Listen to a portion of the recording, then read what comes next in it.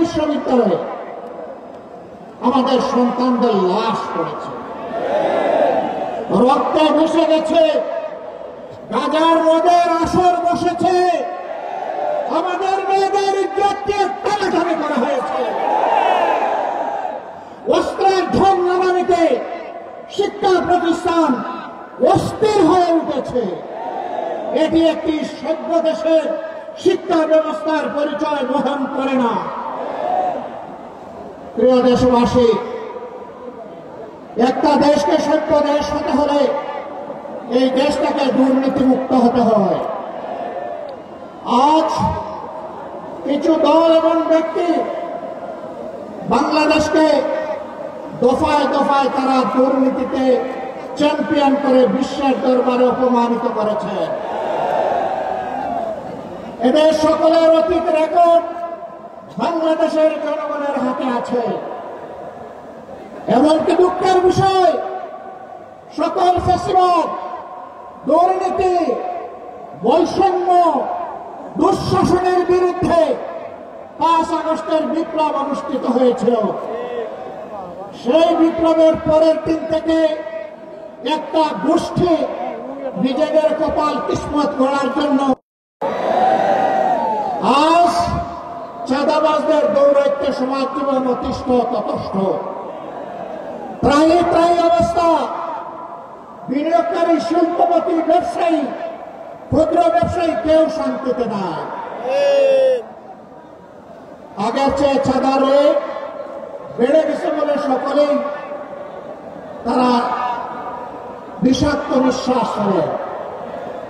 তারা বলেন, আগেও ভালো ছিলাম না, এখন আরো খারাপ।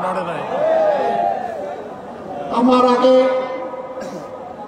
আলহামদুলিল্লাহ এখানে একজন বিজ্ঞ আলিম, আপনাদের প্রিয় মানুষ হযরত মাওলানা সাখাওয়াত হোসেন সাহেব বলে গেছেন, 5 তারিখের পরে আল্লাহ তাআলা আমাদেরকে ওই দেশে বাঁচিয়ে রেখেছেন এবং মুক্তির একটু স্বাদ আল্লাহ তাআলা দান করেছেন, আলহামদুলিল্লাহ। কিন্তু কোন ইসলামী দলের নামে আজকে চাঁদাবাজের পরিচয় তাদের কপালে জুড়ে দেওয়া হয়নি।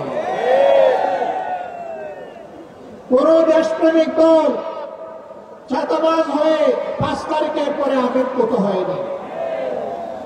যারা আবির্ভূত হয়েছিলেন দায় এবং দরদ দিয়ে তাদের সাথে বসেছিলাম, তাদেরকে বলেছিলাম এটি শহীদদের রক্তের প্রতি বিশ্বাসঘাতকতা, এটা বন্ধ করতে হবে। যদি বন্ধ করা না হয়, বিপ্লবী জনগণ, তরুণ জনতা, কোলের বাচ্চা নিয়ে রাস্তাতে নেমে আসা ওই মারা আমাদেরকে ক্ষমা করবে না। বন্ধ করা হয়নি, চাঁদাবাজি অব্যাহত রয়েছে, দুর্নীতি অব্যাহত রয়েছে। ক্ষমতায় না গিয়ে অনেকে ক্ষমতার দাপট দেখাচ্ছে, প্রশাসনিক কু করার চেষ্টা করছে। আগামী নির্বাচনে চলে বলে কৌশলে কেউ কেউ আমরা শুনতে পাই বিভিন্ন জায়গায় বসে ষড়যন্ত্রের জাল বুনছেন। জনগণ ভোট দেওক না দেওক, ক্ষমতায় আমাদেরকে যেতে হবে। বন্ধুগণ, বেলা শেষ, দিনও শেষ, ওই সূর্য ডুবে গেছে। এ বাংলাদেশে এটা আর হবে না, এটা আমরা হতে দেব না ইনশাআল্লাহ। আমরা